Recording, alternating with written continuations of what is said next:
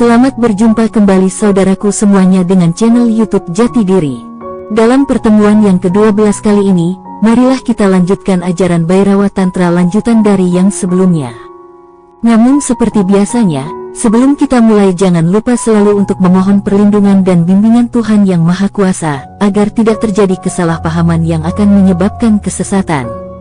Di pertemuan kita kali ini, marilah kita mengulas tentang teknik meditasi siwa yang keempat. Dalam menyajikan tantra ini, kami sajikan secara sistematis, jadi tontonlah secara cermat mulai dari awal, jangan melompat-lompat agar tidak terjadi gagal paham.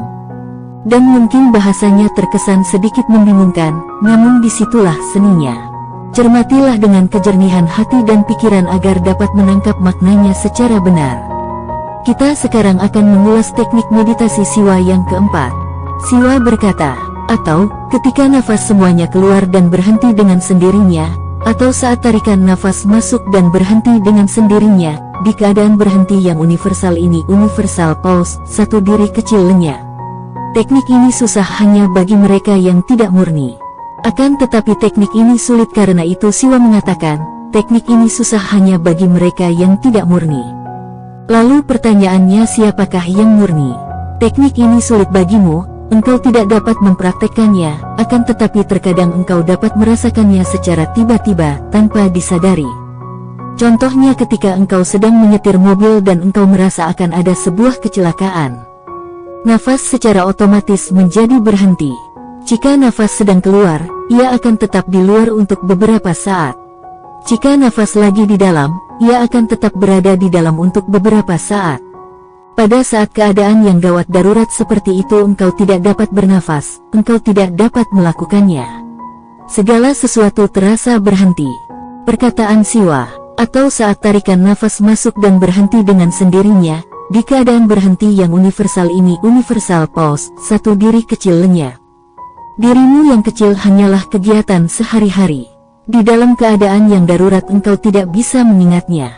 Siapakah engkau? Namamu, jumlah tabungan, derajatmu, semuanya akan menguap begitu saja. Mobilmu sedang meluncur ke mobil yang lain, dan satu momen tabrakan terjadi, dan akan ada kematian di sana.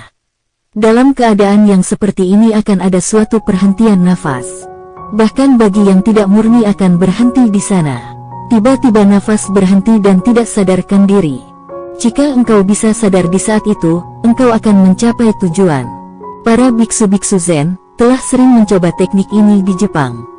Oleh karena itu kenapa metode mereka terlihat aneh, tidak masuk akal, nyeleneh. Mereka telah melakukan hal-hal yang tidak masuk akal. Seorang guru akan melemparkan seorang muridnya keluar rumah. Tiba-tiba guru menamparkan muridnya tanpa ada basa-basi atau alasan apapun, tanpa ada sebab apapun. Engkau duduk dengan gurumu dan semuanya baik-baik saja. Engkau mengobrol, dan ia mendadak memukulimu untuk menciptakan pemberhentian nafas tersebut. Jika ada penyebab di sana, keterberhentian itu tidak dapat diciptakan. Jika engkau telah berbuat jahat kepada gurumu dan ia mulai memukulmu karena ada sebabnya, pikiranmu akan mengerti, aku telah berbuat jahat kepadanya dan ia memukulku, engkau telah menyadari kesalahanmu makanya gurumu menghukummu. Sungguh, pikiranmu mengharapkan hal ini, sehingga tidak ada jarak di sana. Akan tetapi ingatlah, seorang guru Zen tidak akan memukulmu jika engkau berbuat jahat kepadanya, dia malah akan tertawa, karena tawa itu juga bisa menciptakan keterberhentian itu. Engkau berbuat jahat kepadanya, dan engkau mengatakan omong kosong padanya, dan engkau mengharapkan guru Zen itu untuk marah, akan tetapi ia tidak marah, malah mulai tertawa dan menari. Seperti ini tiba-tiba, ini akan menciptakan keterberhentian nafas tersebut.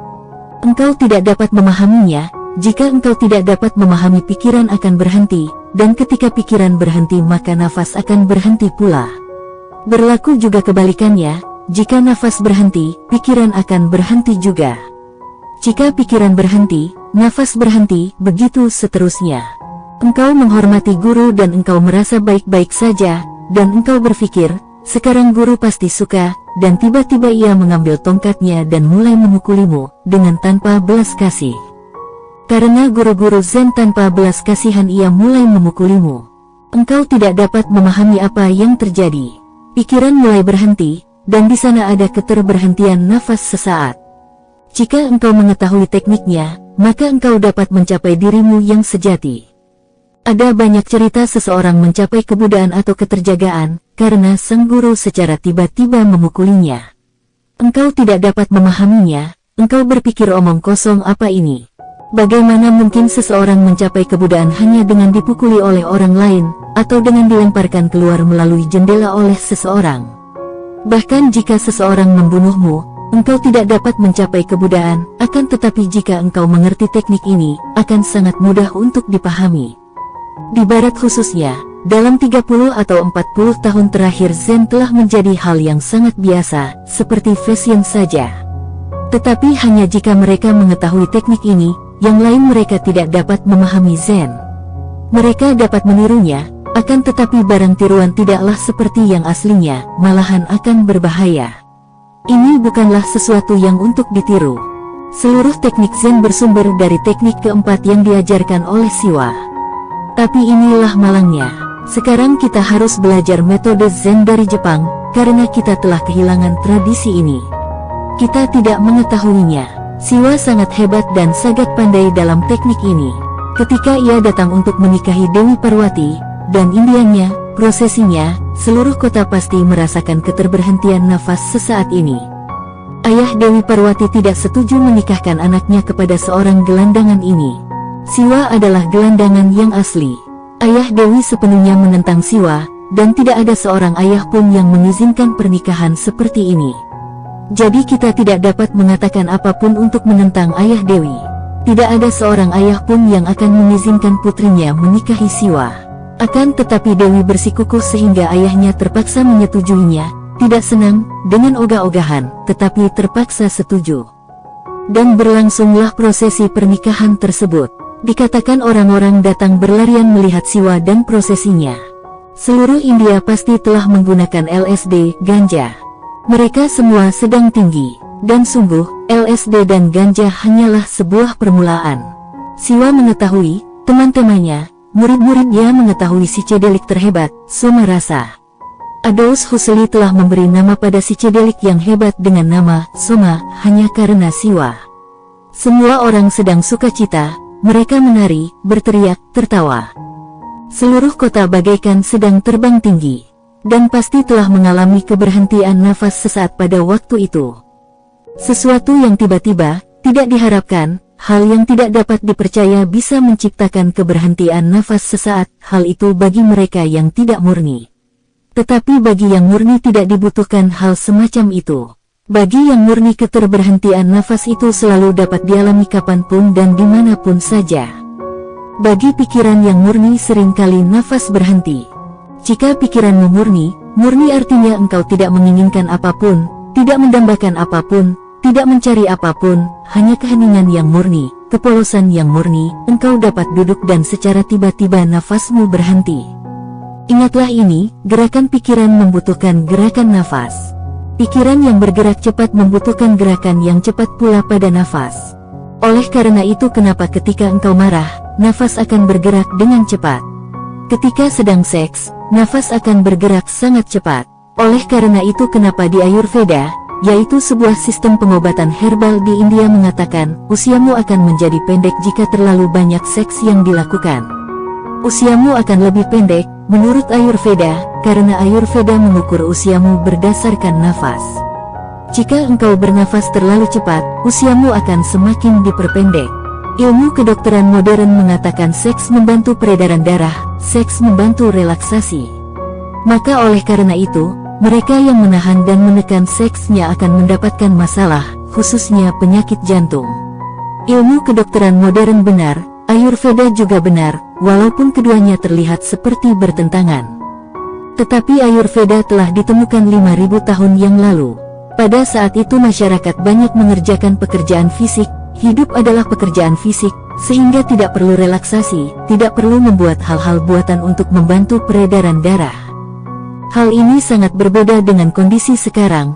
Bagi mereka yang tidak banyak melakukan pekerjaan fisik, seks telah menjadi pekerjaan fisik bagi mereka. Oleh karena itu kenapa ilmu kedokteran modern juga benar untuk manusia modern. Manusia modern tidak banyak melakukan pekerjaan fisik, jadi aktivitas seks telah memberikan mereka pekerjaan fisik, jantung berdetak lebih banyak, darah beredar lebih cepat, nafas menjadi mendalam dan masuk sampai ke pusat. Sehingga setelah seks engkau merasa lebih santai, dan engkau dapat tidur dengan mudah. Freud mengatakan, seks adalah obat penenang yang paling baik, dan ini benar, sekurang-kurangnya bagi manusia modern. Di dalam seks nafas akan menjadi cepat, di dalam kemarahan nafas akan menjadi cepat pula. Di dalam seks pikiran terisi oleh keinginan, birahi, ketidakmurnian.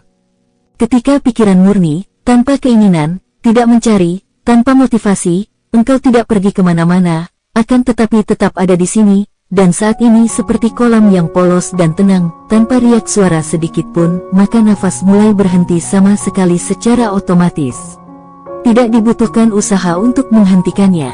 Dalam jalan ini, diri yang kecil menjadi lenyap, dan engkau mencapai diri yang lebih tinggi, diri yang maha tinggi. Sang diri yang sejati. Itu saja untuk pertemuan kita hari ini. Saudaraku pemirsa channel YouTube Jati Diri semuanya. Mari kita akhiri sampai di sini dulu pertemuan kita kali ini. Kalau Tuhan mengizinkan kita lanjutkan di lain waktu. Dalam memahami ajaran Tantra ini Anda harus hati-hati, jangan sampai terperosok ke jurang kesesatan.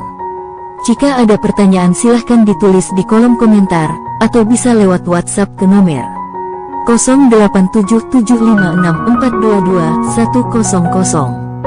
Dan akhirnya jika ada kesalahan dari kami dalam bentuk apapun mohon dimaafkan. Semoga Anda semua selalu berbahagia. Amin.